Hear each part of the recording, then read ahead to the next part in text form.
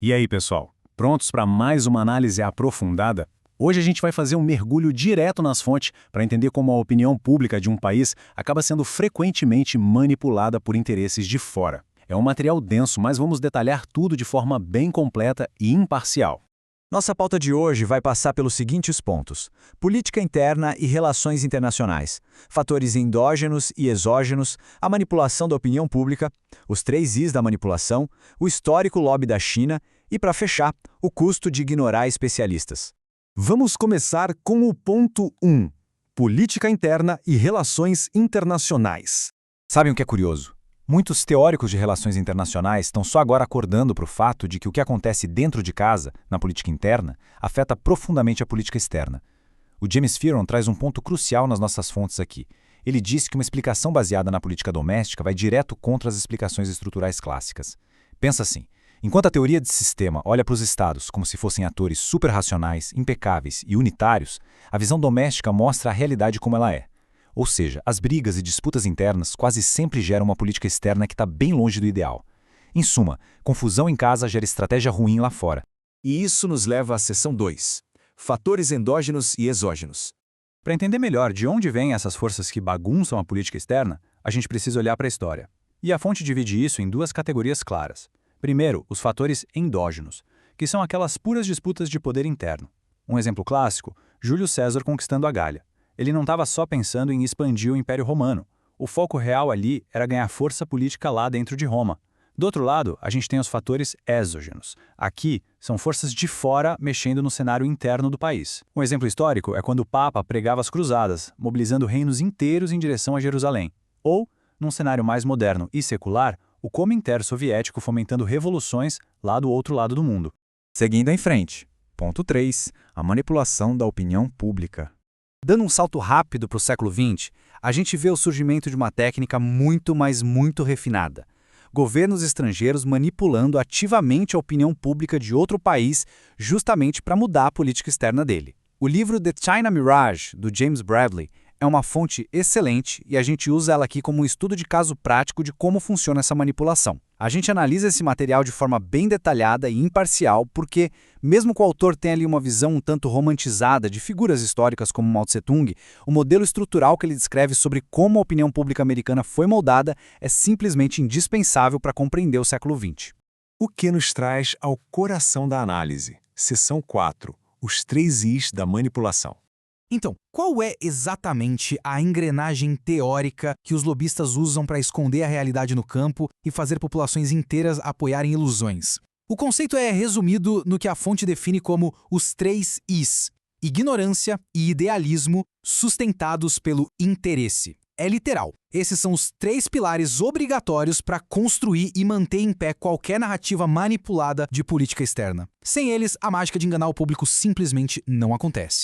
Vamos destrinchar como esses 3 elementos interagem na prática, cobrindo todo o material de forma igual e completa. Primeiro, a ignorância. Lá atrás, a Lei de Exclusão Chinesa de 1882 fez com que os americanos simplesmente não soubessem nada sobre a China real. A população sofria da chamada doença de Higgins, ou seja, só se importavam com o que os chineses poderiam se tornar e não com o que eles realmente eram. O segundo pilar é o idealismo. E adivinha, idealismo é a desculpa perfeita para captar muito dinheiro sem nenhuma fiscalização. A família Song, por exemplo, construiu grande parte da fortuna deles imprimindo bíblias para missionários que tinham ótimas intenções. E o terceiro I é o interesse financeiro, dinheiro vivo rolando solto e suborno desenfreado que lubrificava a máquina da política.